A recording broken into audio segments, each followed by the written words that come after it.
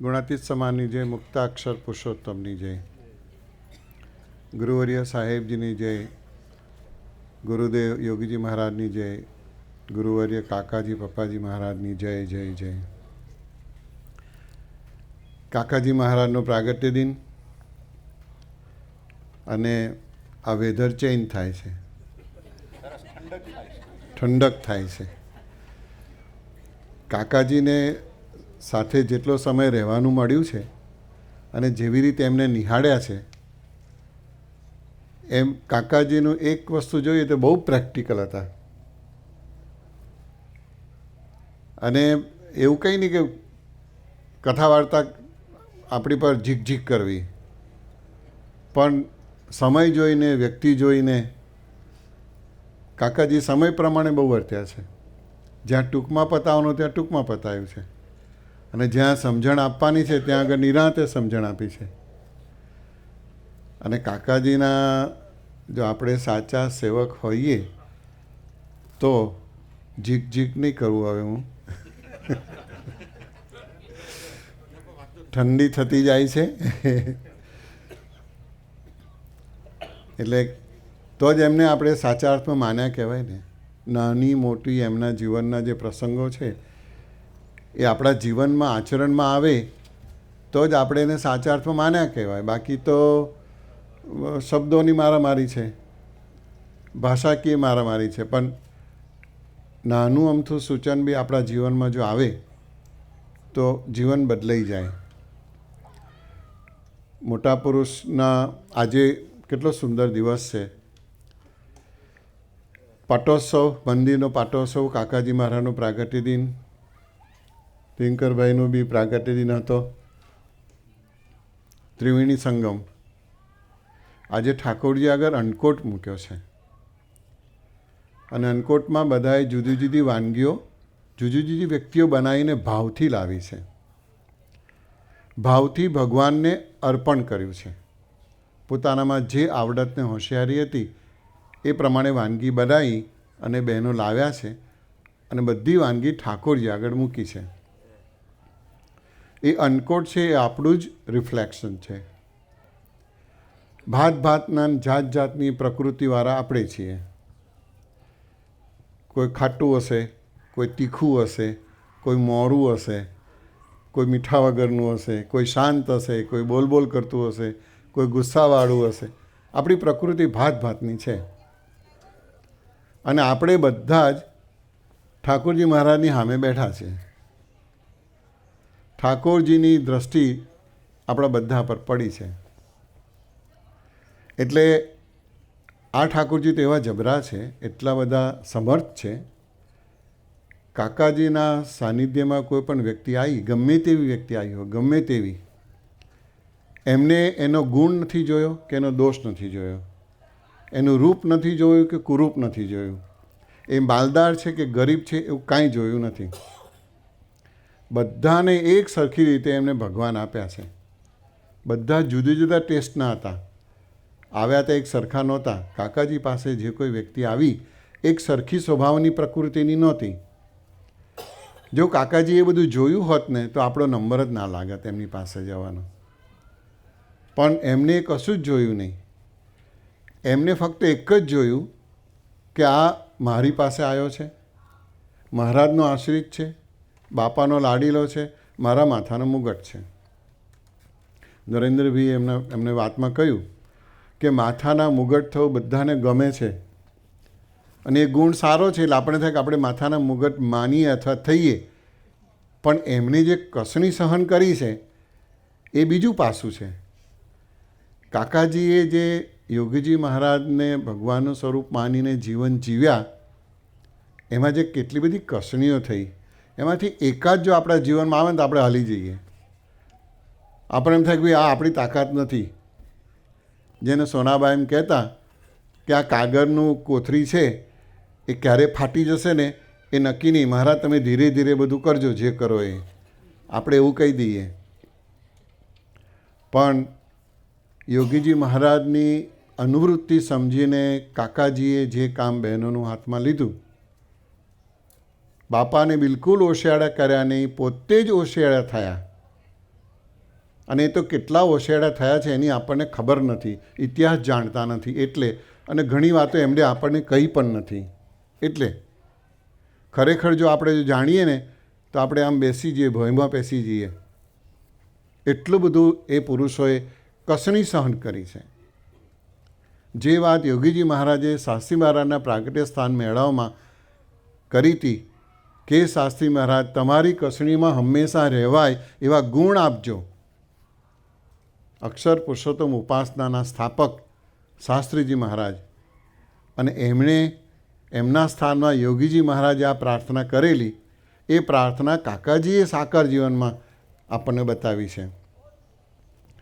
અમે સાક્ષી છીએ છાત્રાલય વખતના.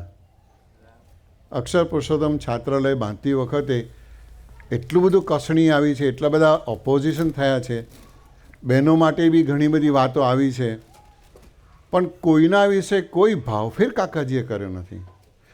કર્યો નથી એ તો બરાબર છે, પણ અમારા કોઈનામાં આવવા દીધો નથી. અમને બી કોઈને એમ કોઈના વિશે મનમાં બિલકુલ ઓરો ભાવ કે ભાવફેર થાય એવું પણ એમને આવવા દીધું નથી. એટલી બધી અમારી એમને રક્ષા કરી છે. એટલા બધા એ સમર્થ પુરુષ હતા.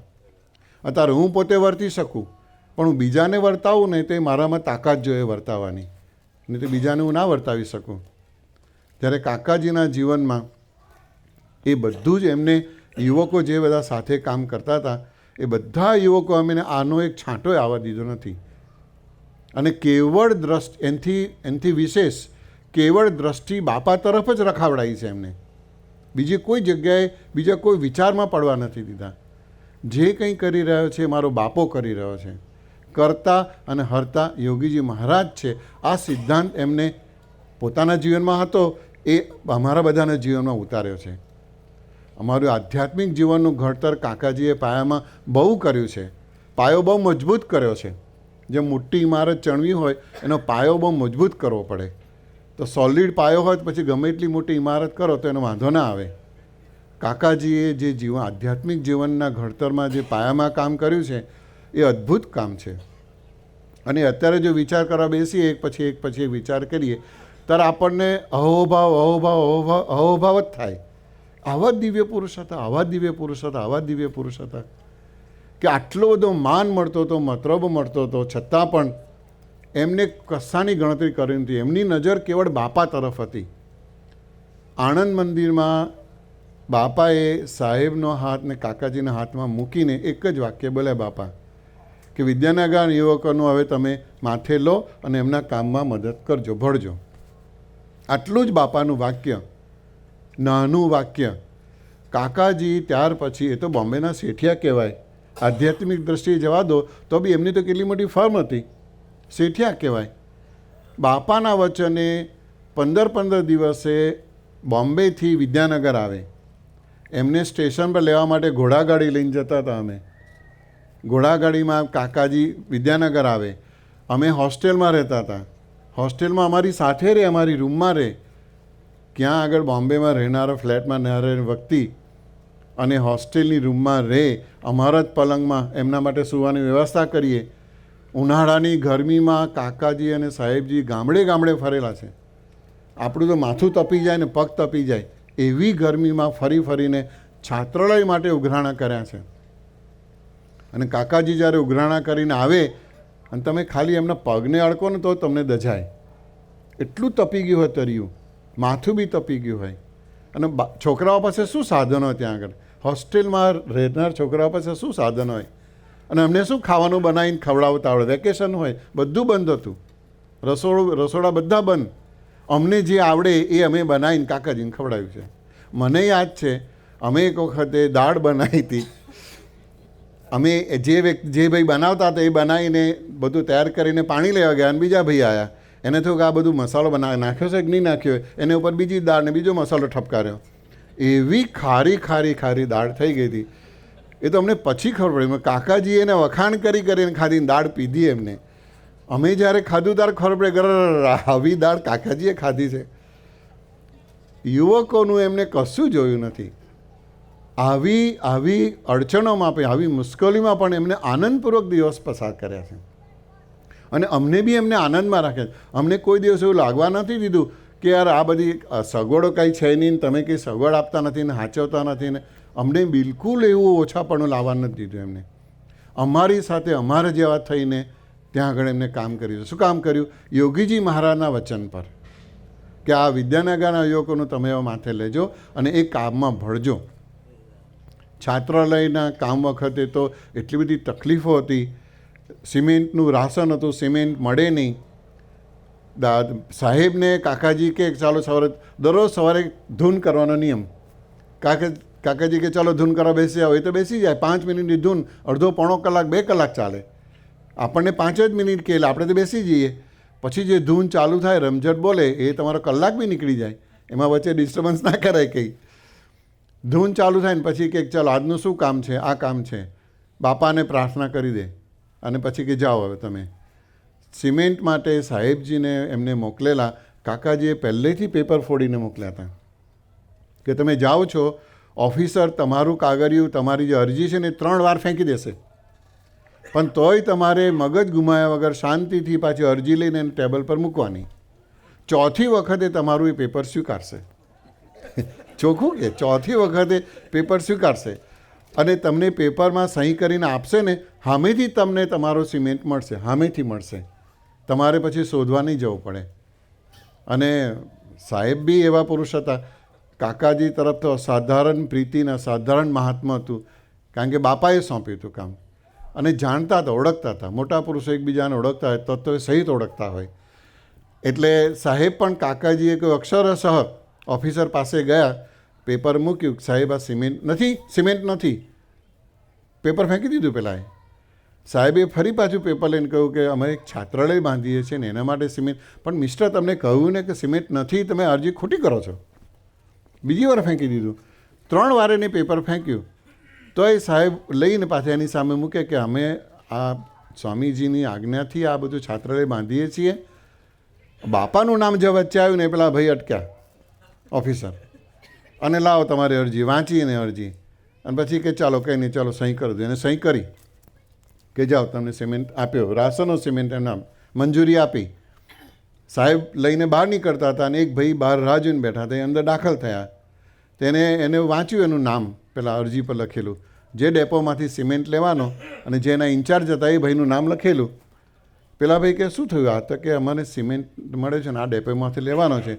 આ યોગીજી મહારાજની આજ્ઞાથી અમે છાત્રાલય બાંધીએ છીએ સાહેબ, કે સિમેન્ટની પરમિશન મળી છે. પહેલાં જોયું, આ તો મારા જ ડેપોમાંથી તમને આપવાનો છે, હું મોકલાઈ આપીશ, તમે જાઓ કે છે.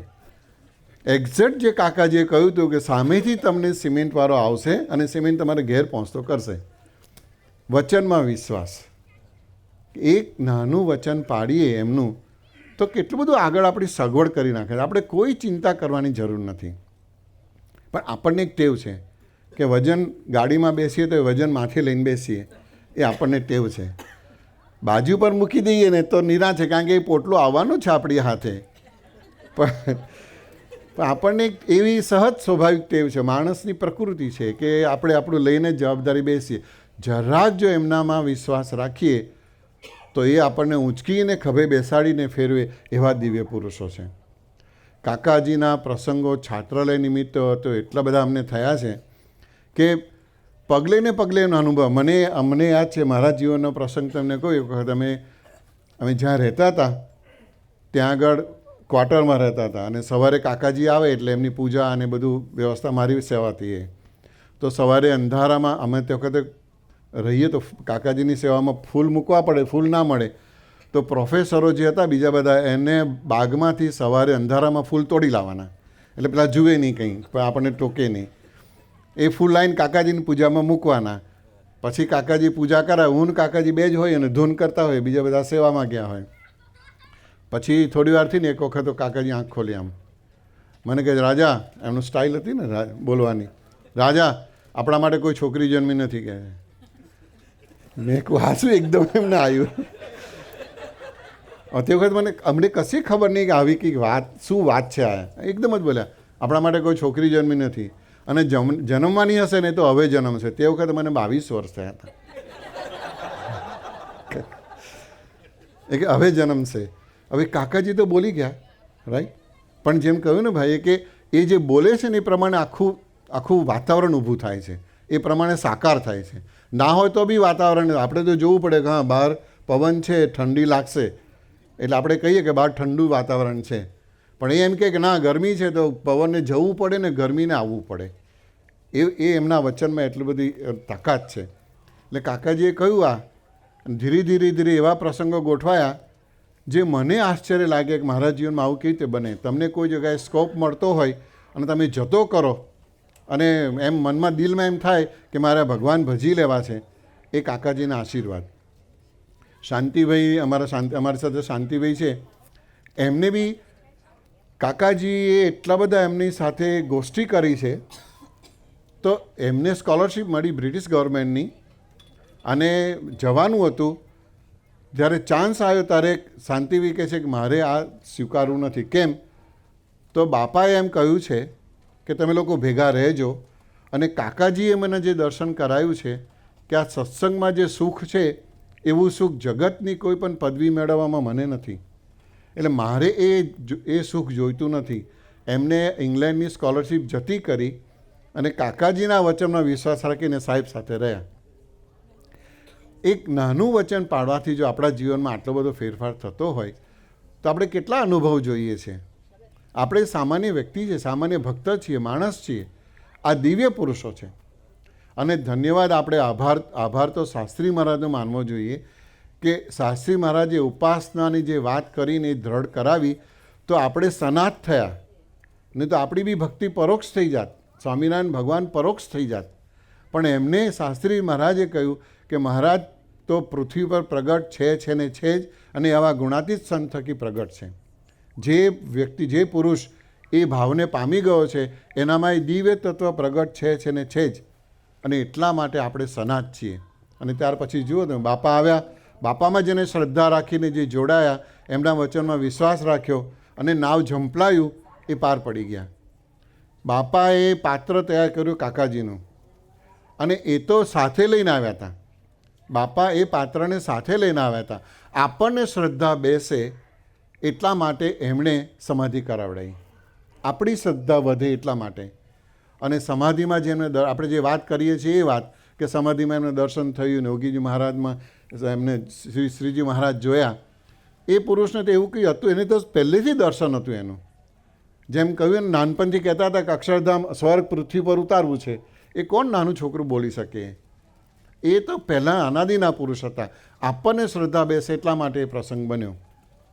અને એ જ્યારે કાકાજીએ વાત કરી તો એમનામાં આપણે શ્રદ્ધા બેઠી, આપણને સનાત કર્યા. અને એ ત્યાર પછી એ પ્રમાણે આપણે જો પપ્પાજીને બાપાએ તૈયાર કર્યા, કાકાજીમાં એ શ્રદ્ધા બેસાડી આપણને. અને અત્યારે આપણે એ સ્ટેજ પર આપણને મૂક્યા એમણે કે જે ગુણાતીત પુરુષ સાથે તમે જોડાયા છો એનામાં તમે ભગવાનનું સ્વરૂપ માનીને જીવો. બસ એને ભગવાને બિલકુલ છેટું નથી. આપણા માટે દિનકરભાઈ જો છે તો એ વ્યક્તિમાં આપણે, એ પુરુષમાં, એ સત્પુરુષમાં જેવો સર્વોપરી ભાવ રાખીને આપણે જીવશું, ભગવાન આપણને એમાં રહીને કામ કરશે આપણા માટે. આપણા માટે મહારાજનું સ્વરૂપ કહેવાય છે.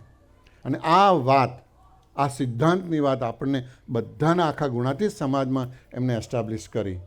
તો આપણે સુખ્યા થઈ ગયા. આપણે હવે અનાથ નથી, સનાથ છીએ. આપણા માટે ભગવાન હાજરા હજૂર છે. અને એટલા માટે એમને કાકાજીએ જે ત્યાંથી કાગળ લખ્યો, એમાં કહ્યું કે તમારે કાગળ લખવાની જરૂર નથી, પત્ર લખવાની જરૂર નથી. પત્રથી જ તમે લખો ને મને મળે એવું નથી. મનમાં તમે પ્રાર્થના કરો અને હું પ્રાર્થના તમારી સાંભળું છું. ગુણાતીતાનંદ સ્વામી એમની વાતમાં શું કહ્યું કે મોટા પુરુષ કેવા છે તો કે હથેળીમાં જળનું ટીપું હોય એ જોવા માટે તમારે પ્રયત્ન કરવો નથી પડતો. તમને સહેજે સહેજ આખું ટીપું તમને દેખાય પાણીનું. એમ જીવ પ્રાણી માત્રની બધી જ ક્રિયા મોટા પુરુષો આમ જોઈ રહ્યા છે, એને બિલકુલ તકલીફ નથી. હવે આ વાત આપણે માનવાની છે. એ વાત કાકાજીએ સમજાવી કે મને કંઈ કહેવાની જરૂર નથી કશી વસ્તુની, મને બધી ખબર પડે છે. જે કંઈ પોતે ક્રિયા કરે છે, લીલા કરે છે, એ આપણને એમનામાં શ્રદ્ધા બેસે એટલા માટે કરે છે. આપણી શ્રદ્ધામાં વધારો થાય એટલા માટે કરે છે. અને સાચા સૂર્યોદય જે પુરુષ કહીએ તો એ છે, એમની આપણા તરફ એટલો બધો સૂર્યોદય ભાવ રાખ્યો છે. કેવો સૂર્યોદય ભાવ? આપણે ગાંડા ઘેલા જેવા હોઈએ, લૂલા લંગડા જેવા હોઈએ એવા એને સ્વીકાર્યા. અને એનું સુખ આપણને આપવા માગ્યું. જેમ નાનું છોકરું હોય, ગમે એટલું ખરાબ થઈને આવ્યું હોય ઘરમાં, તો મા એને ઉંચકીને બાથરૂમમાં લઈ જાય, એને ચોખ્ખું કરે, નવડાવે, ધોડાવે, સારા કપડાં પહેરાવે અને પછી એના બાપના હાથમાં આપે. ગુણાતીતાનંદ સ્વામી કહ્યું, બાપાજી કહેતા એમ કાકાજીએ આપણું કશું જ જોયું નથી. આપણે હોશિયાર છીએ કે નથી એવું કાંઈ જોયું નથી. જેવા છે એવા આપણને એને સ્વીકાર્યા. એ મોટામાં મોટો સૂર્યોદય ભાવ એમને આપણા તરફ રાખ્યો, સ્વીકાર્યા આપણને.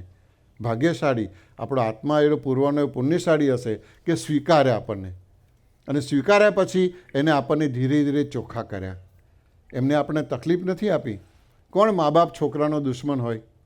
અને ગુણાતીતાનંદ સ્વામીએ કહ્યું છે કે દાસના દુશ્મન હરિકેદી હોય નહીં, જેમ કરતા હશે એમ ઠીક જ કરતા હશે. તો આ પુરુષો આપણા જીવનમાં જે કંઈ પ્રસંગ બનાવડાવે છે એ કે આપણા દુશ્મન થોડા છે, આપણને દુઃખી થોડા કરવા છે, સુખિયા કરવા છે. પણ સુખ શેમાં સમાયું છે એની આપણને ખબર નથી. આપણે અજાણ છીએ એ બાબતમાં. અને જો જાણતા હોઈએ, આપણે એમ કહીએ છીએ આપણે પૂર્વના મુક્ત છીએ, તો આપણે ઉપર રાખ બાજી ગઈ છે. દેવતાની ઉપર રાખ પડે તો દેવતાનું જે પ્રગટ છે દેખાય નહીં આપણને. તો આપણી પર રાખ વાગી ગઈ છે. મોટા પુરુષો એ ફૂંક મારીને રાખ ઉડાડે છે અને આપણને આપણું જ દર્શન કરાવે છે કે તું અક્ષર મુક્ત છું, તું સામાન્ય વ્યક્તિ, જગતની વ્યક્તિ નથી. આવું આપણને દર્શન કરાવે છે. એ આપણા સૂર્યોદય બન્યા છે. હવે આપણો વારો છે કે હવે એટલો દાખલો એમને કર્યો છે, એમને કોઈનું જોયું નથી. જે વ્યક્તિને બધાનું દેખાય છે, આમ જીવ પ્રાણી માત્રની ક્રિયા જોઈ શકે છે, એમને કોઈનું જોયું નથી અને આપણને કોઈનું દેખાતું નથી. આની પાછળ શું છે મને ખબર નથી અને હું બધાનું જોઉં, આ તો આમ કરે છે ને તેમ કરે છે, ફલાણું ઢીકણું. તો આપણે ઊંધા ગળે પાણી ભરીએ છીએ. ઊંધા ગળે પાણી ભરો તો પાણી ભરાય જ નહીં દેગડામાં. છતો કરવો જ પડે. આ છતો કરવાની વાત આપણે શીખવાની છે. અને જો આપણે છતો ઘોડો કરશું તો કાકાજીનું આપણે મોટામાં મોટું ઋણ અદા કર્યું એમ કહેવાશે. કારણ કે એનું કારણ છે, આટલો દાખલો મોટા પુરુષ કરે છે અને છતાં બી આપણી ફરિયાદ રહેતી હોય કે આપણે એની મરજી પ્રમાણે જીવન જીવી ના શકતા હોઈએ. એટલે આપણા જીવન જોઈને એને અતિશય દુઃખ થતું હોય છે કે હું આટલી બધી કૃપા કરું છું, આટલું બધું એને મારો કરીને શીખવાડું છું, છતાં બી આ વ્યક્તિ આ મુક્ત ત્યાંનો ત્યાં કેમ છે? કેમ એની પ્રગતિ થતી નથી? કેમ વહેલો કંઈ ભગવાનને ધારતો થતો નથી? એનું એમને દુઃખ થાય છે. બીજું કોઈ દુઃખ નથી એમને. ને એટલા માટે આપણે એમના સૂર્યોદય બનવાનું છે. આપણે જાગ્રતતા જાણપણ રાખીને એમને શું રુચિ છે, એમને શું ગમે છે અને એ હવે ક્યાં છે, એક નાની આજ્ઞા એમની જો પાડીને જીવન જીવશું તો મોટી કથા સાંભળવાની કાંઈ જરૂર નથી. આપણા જીવનમાં બદલાવ આવવો જ જોઈએ. આવ્યો છે, જીવનમાં બદલાવ આવ્યો છે, નથી આવ્યો નથી. પણ હજુ એટલું પૂરતું નથી. હજુ ઘણું બધું આગળ આપણે ચાલવાનું છે અને એ વસ્તુ આપણા જીવનમાં સાકાર કરવાની છે. અને એના માટે નિત્ય બળ્યું છે. આપણે ઘરે હોઈએ કે અહીંયા હોઈએ, દરરોજ આવી શકતા હોય કે દરરોજ ના આવી શકતા હોય, જ્યાં હોઈએ ત્યાં એવા દિવ્ય પુરુષની સ્મૃતિ કરીને મનમાં પ્રાર્થના કરવી. દરરોજ સવારે પ્રાર્થના કરવી, દરરોજ સાંજે પ્રાર્થના કરીએ કે હે મહારાજ, હે સ્વામી, હે શાસ્ત્રી મહારાજ, હે યોગીજી મહારાજ, હે કાકાજી મહારાજ, હે પપ્પાજી મહારાજ, તમારું જેવું છે તેવું સ્વરૂપ મને ઓળખાવો. અત્યારે હું જે વ્યક્તિના દર્શન કરું છું એનું મને યથાર્થ દર્શન નથી. હું મારી બુદ્ધિ પ્રમાણે એમનો વિચાર દર્શન કરું છું. તો તમારું જેવું છે એવું દર્શન મને કરાવો. તમને રાજી કરી શકું એવું મારું જીવન બને અને તમારી રુચિ પ્રમાણે મારી સેવા થાય. નિર્દોષ બુદ્ધિયુક્ત જે સેવા કરવાનું કહે છે, નિર્દોષ બુદ્ધિ કહેતા કાકાજીને ઘણીવાર સાંભળ્યા છે કે માહીમનો હલવો નથી કે ખાઈ નાખીએ. કાકાજી બોલ્યા છે ને આપણે બધાએ સાંભળ્યું છે કે માહીમનો હલવો નથી કે નિર્દોષ બુદ્ધિ તરત સિદ્ધ થઈ જાય. એ કસણીમાંથી પાસ થવું પડે. પણ આપણે એના શિષ્ય છીએ. આપણો મા બાપ બહુ સમર્થ છે. એ આપણને એની કેફ કાંટોને મસ્તી હોવું જોઈએ. અને ગુણાતીતાનંદ સ્વામી એના માટે સુંદર કહ્યું છે કે રાજાનો છોકરો મૂરા હારું રૂવે તેને શું કહેવું? એને એના બાપની સત્તા અને સામર્થ્યની ખબર નથી. એનો બાપ એક હુકમ કરશે ને ગાળે ગાળે મૂડા આવશે. એમ આપણા બાપની સત્તા અને સામર્થ્યને આપણે ખબર નથી એટલે આપણે એ કરીએ છીએ કે મને આમ તકલીફ ને મને આમ તકલીફ ને મને આ પ્રોબ્લેમ ને મને આ પ્રોબ્લેમ. આપણા પ્રોબ્લેમ તો પ્રોબ્લેમ જ નથી એની આગળ. એટલો સમર્થ પુરુષ આપણને મળ્યો છે અને એનું સુખ લેવાનું છે. આપણું જીવનનો સ્પાન બહુ ઓછો છે. એમાં જો આપણે આમાં જ પડ્યા રહીશું તો સ્પાન ફટફટ પૂરો થઈ જશે. એ જે સુખ આપવા માગે છે એ સુખ બાજુ પર રહી જશે અને આપણે આપણી જ કાથા કુટલીમાંથી બહાર નહીં આવીએ અને જીવન પતી જશે. એના કરતાં એમને શું કરાવવું છે એ તરફ દ્રષ્ટિ રાખીએ. હવે એ દ્રષ્ટિ રાખવા માટે ઇમ્પોર્ટન્ટ વસ્તુ છે એની સાથેનું જોડાણ. કાકાજી સાથેનું, પપ્પાજી સાથેનું, દિનકરભાઈ સાથેનું, સાહેબ સાથેનું, મહંત સ્વામી કે પ્રમુખ સ્વામી મહારાજ સાથેનું, આવા ગુણાતીત સત્પુરુષ સાથેનું જોડાણ આપણું અસાધારણ હોવું જોઈએ. અસાધારણ શબ્દ એ પણ અસાધારણ જ છે, એનો મિનિંગ ઓર્ડિનરી નથી, વેરી એક્સ્ટ્રા ઓર્ડિનરી. એમાં આપણું કાંઈ જ નહીં, આપણે ઝીરો, આપણું કાંઈ જ નહીં. મને આ પગ દુખે છે, મને આ દુખે છે, દિનકરભાઈ મને આમ દુખે છે, તેમ દુખે છે, કાંઈ નહીં. એ કશું જ દુઃખ નથી. જન્મ મરણના ફેરાવામાંથી આપણે કાઢીને ભગવાનમાં જોડે ને ભગવાનને ધારતા કરે, એની આગળ આ દુઃખનું ક્યાં વિષાદ છે. એવું અસાધારણપણે એમની સાથે જોડાણ કરીએ, અસાધારણપણે. અને એટલા માટે પ્રાર્થના કર્યા કરીએ. પ્રાર્થનાને પપ્પાજી ઘણીવાર કહેતા, પ્રાર્થનાને પાંખો છે અને એ ઉડીને ભગવાનની પાસે પહોંચે છે. અને પ્રાર્થનામાં એવી તાકાત છે, કાકાજી કહેતા કે 303 બુલેટ જેવું કામ કરે. કહેતા ને કાકા, પ્રાર્થના એવું કામ કરે છે. પ્રાર્થના બહુ અગત્યની વસ્તુ છે, પણ એ સહેલાઈથી આપણાથી થઈ નથી શકતી. અને જો અંતરથી કકડીને પ્રાર્થના થાય ને તો ભગવાન હલી જાય અને દિનકરભાઈ બી હલી જાય.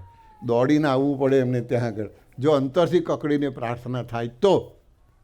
અને અંતરથી કકડીને નથી થતી તો આપણું દુઃખ એ દુઃખ નથી આપણા માટે. ખાલી આપણે મોડેથી જ કહીએ છીએ કે મને આમ છે ને મને તેમ છે. સાચા અર્થમાં એ દુઃખ જ નથી. સાચા અર્થમાં જો દુઃખ હોય ને તો માણસ એકદમ બે બાકડો થઈને ભરાડા પાડી ઉઠે, પણ એવું છે નહીં. આપણે ખાલી બૂમો પાડીએ છીએ. એ વાત જવા દઈને જો આવા પુરુષ મળ્યા છે જીવનમાં, કાકાજી કહેતા ને કે કિસકી ઘરવાલી હું, એનો કેફ રાખો, એનો કેફ રાખો, કિસકી ઘરવાલી હું.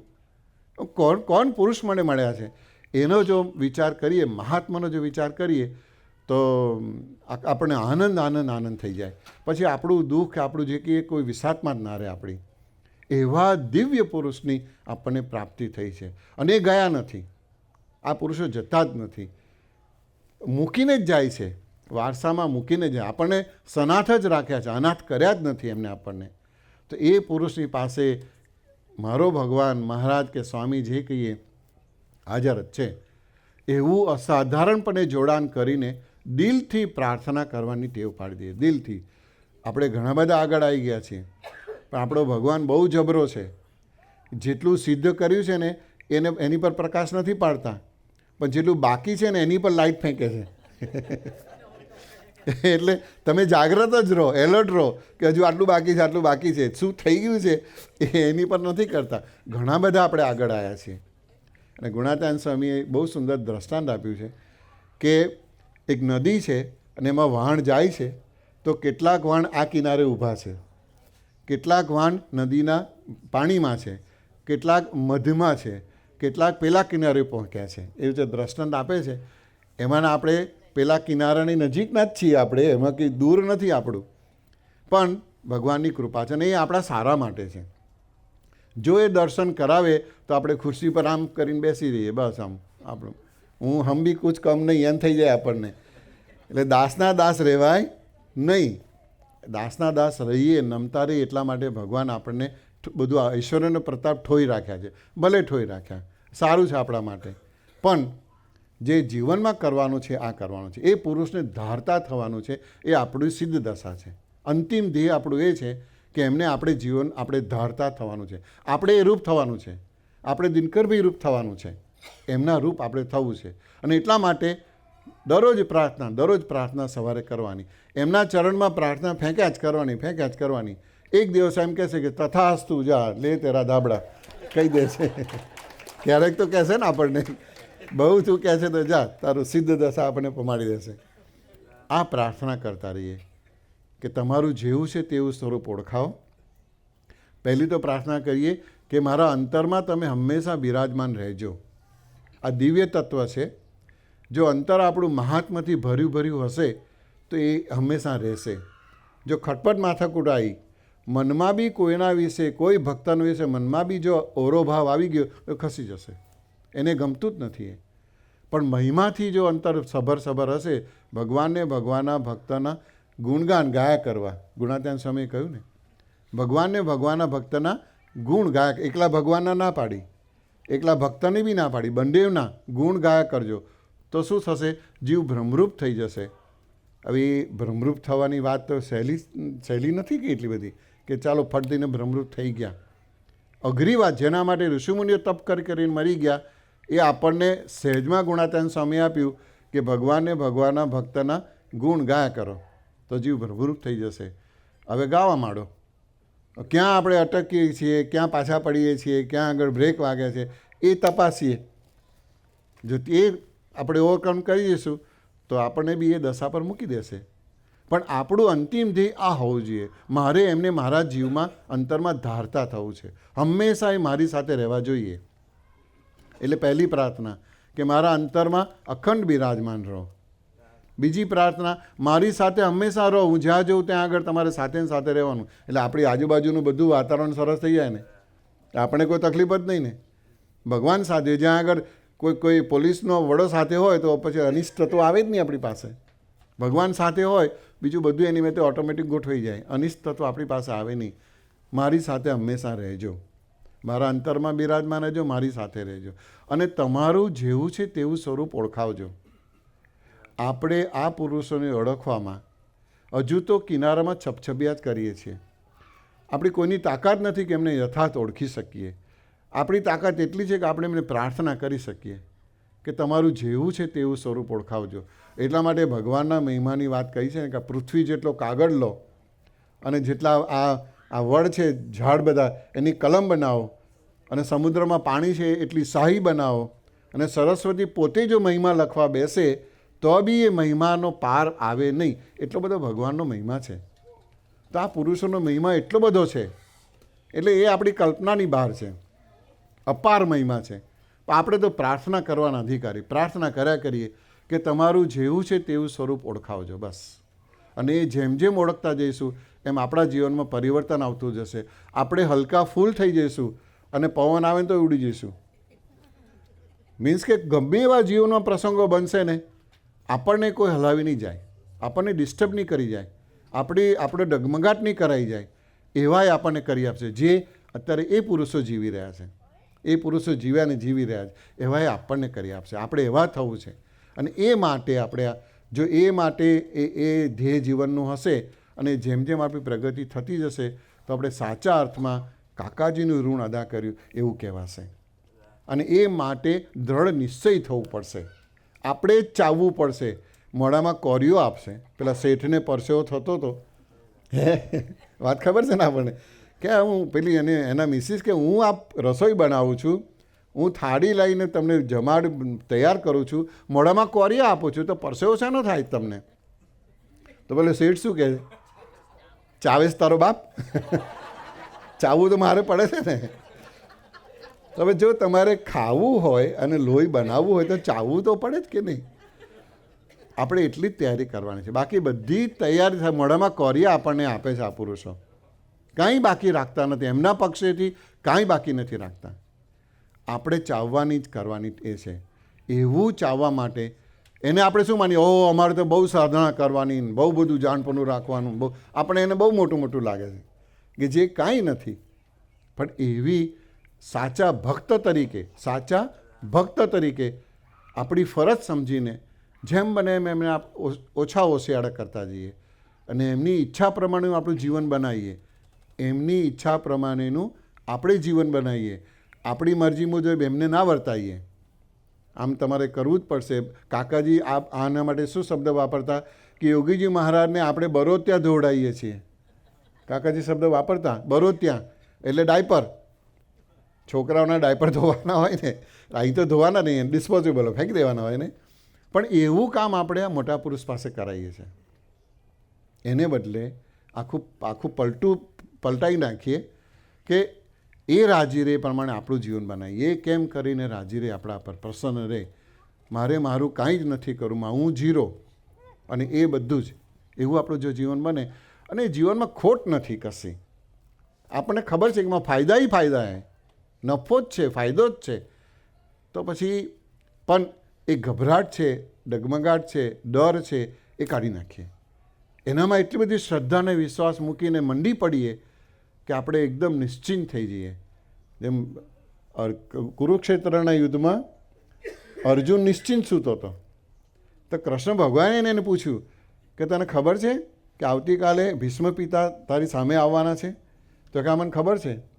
તો કે તને ખબર છે કે ભીષ્મ પિતા આટલો તાકાતવાળો માણસ છે, બાણાવાળી છે, અને તોય તું નિરાતે સૂતો છું? તો કે તમે જાગો છો ને, ભગવાન જાગે છે ને મારો, એટલે મને નિશ્ચિંતા છે. મારા પક્ષે ભગવાન છે અને એ જાગે છે. એમ આપણા પક્ષે આ મોટા પુરુષો છે, આપણે ખસી નહીં જવાનું, એ આપણા માટે તો છે જ. એવો શ્રદ્ધાનો દીપ પ્રગટાવી રાખે દિલમાં, હું એનો છું અને એ મારા છે. જેમ બાળક આપણે ઘરે જન્મ લઈને આવ્યું, કેવું બાળકને છે કે આ મારા મા બાપ છે, અને મા બાપને એમ છે કે આ મારું બાળક છે. એમ ભલે હું ગમે તેવો હોઈશ, મારામાં ગમે તેવી ત્રુટિ હશે, ગમે તેવું હશે, તો બી એ મારા છે અને હું એનો છું. અને એ મને શુદ્ધ કરીને એક દિવસે મને એના જેવો કરીને મૂકશે ને મૂકશે જ. એવી શ્રદ્ધાથી આપણા તરફથી એમને કોઈ તકલીફ ઓશિયાળા ના થવા જોઈએ. આપણે આપણું જે કંઈ છે પ્રાર્થના ભજનથી ટાળી દઈએ, અને એ હંમેશા આપણા તરફ રાજી રહે. જેમ કોણે કહ્યું, અમને કહ્યું કે નાની ભગવાન મોટા પુરુષની ડાયરી નાની હોય, પદુએ કહ્યું, એમની ડાયરીમાં આપણું નામ આવી જાય, એટલું થઈ ગયું તો આપણું કામ થઈ ગયું, પતી ગયું. એવું આપણને કરવાનું. સમર્થ પુરુષ છે, આપણે પ્રાર્થના કર્યા કરીએ અને જાગ્રત જાણપણું રાખીએ. પ્રાર્થના કરીએ કાકાજી મહારાજના ચરણોમાં અને દિનકરભાઈના ચરણોમાં, આવું અમારું જીવન કરી આપજો, અમે તમારા છીએ, તમે અમારા જ છો, અને તમને કદી ઓછાડ્યા કરીએ નહીં. તમારું સ્વરૂપ ઓળખીએ, જેવું છે તેવું સ્વરૂપ ઓળખાય, હંમેશા અંતરમાં રાખીને ફરીએ, અને એ રીતે અમારું જીવન બનાવીને અમને પરમ સુખ્યા કરો, તમને ધારતા થઈએ એવું અમારું જીવન બનાવો. એ જ પ્રાર્થના સહજાનંદ સ્વામી મહારાજની.